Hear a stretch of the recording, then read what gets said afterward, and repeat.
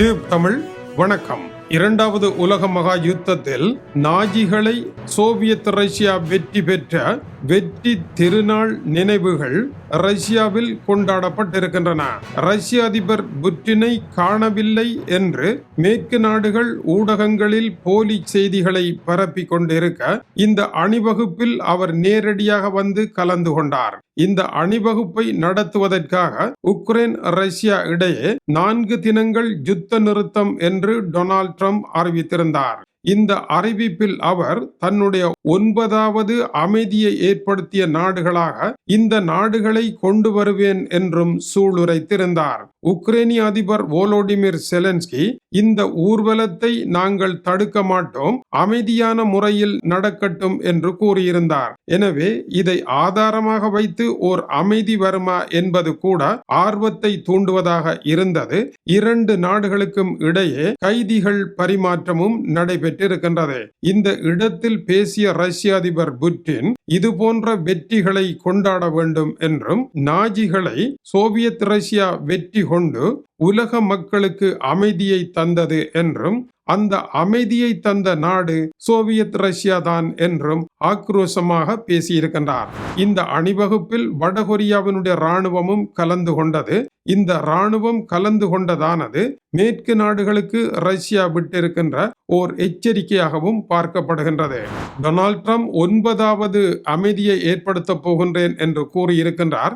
அவர் நினைத்தது போல சென்ற ஆண்டு பிற்பகுதியில் அவருக்கு அமைதிக்கான நோபல் பரிசை வழங்கியிருந்தால் இப்பொழுது அந்த பரிசை வாங்கிவிட்டு அவர் ஈரானை தாக்கியிருப்பார். நோபல் கமிட்டியினுடைய நிலை மிகப்பெரிய ஆபத்தான ஒரு இடத்தில் சிக்கப்பட்டிருக்கும். எனவே டொனால்ட் ட்ரம்பிற்கு அமைதிக்கான நோபல் பரிசை கொடுக்காமல் விட்டது சரி என்று நோபல் கமிட்டி தனக்குள் சிந்திப்பதற்கான தருணமாகவும் இது இருந்தது. இப்பொழுது அவர் மறுபடியும் அமைதி பற்றியும் பேசிக் கொண்டிருக்கின்றார்.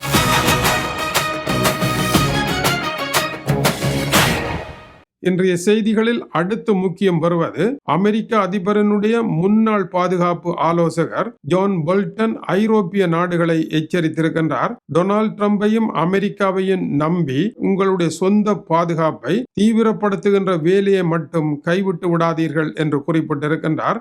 அமெரிக்கா உக்ரைன் விவகாரத்திலும் ரஷ்யா விவகாரத்திலும் எவ்வளவு தூரம் தளம்பலாக நடந்திருக்கின்றது என்பதை பார்த்தீர்களாக இருந்தால் உங்களுடைய விவகாரத்திலும் அவர்கள் நேர்கோட்டில் சிந்திக்க மாட்டார்கள், மிக தளம்பலாகவே சிந்திப்பார்கள். எனவே குறுங்காலத்தை பற்றி யோசிக்காமல் நீண்டகால அடிப்படையில் அமெரிக்காவினால் வரக்கூடிய ஆபத்துக்களை உய்த்துணர்ந்து நீங்கள் உங்களை பலப்படுத்திக் கொள்ள வேண்டும் என்று கூறியிருக்கின்றார். டொனால்ட் ட்ரம்பை பொறுத்த வரையில் அவருடைய கனவுகள் அடுத்த தடவையும் அதிபராக வருவதை நோக்கமாக கொண்டிருக்கின்றது. ஒருவர் 2 தடவைகள் தான் அமெரிக்க அதிபராக இருக்கலாம் என்றாலும் முதலாவது தடவை அவர் தோல்வியடைந்த காரணத்தினால் இப்பொழுது 2 தடவைகள் இருக்கலாம் என்று அவர் களம் இறங்கலாம். களமிறங்கி வெற்றி பெறுவாராக இருந்தால் ஐரோப்பாவிற்கு மிகப்பெரிய நெருக்கடிகளை ஏற்படுத்துவார். நேட்டோவிற்கு வரலாறு காணாத நெருக்கடிகளை ஏற்படுத்துவார். எனவே நேட்டோவும் ஐரோப்பாவும் அப்படியொரு நிகழ்வு நடந்து அதன் பின்னர் தயாராவதை விட இப்பொழுதே தயாராவது புத்திசாலித்தனம் என்று கூறியிருக்கின்றார். ஜான் போல்டனை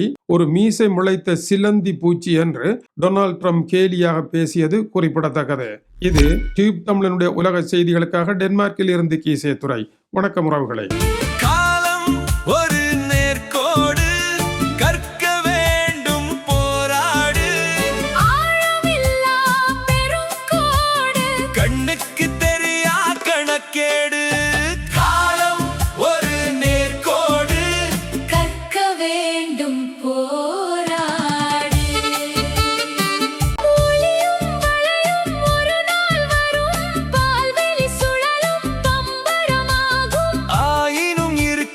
அதிசயம் அதிலே போகின்ற வழியில் பள்ளங்கள் இல்லை. நல்ல காலம் கெட்ட காலம் காலக்கோட்டில் இல்லை. இந்த நாளும் அந்த நாளும் என்ற பேதம்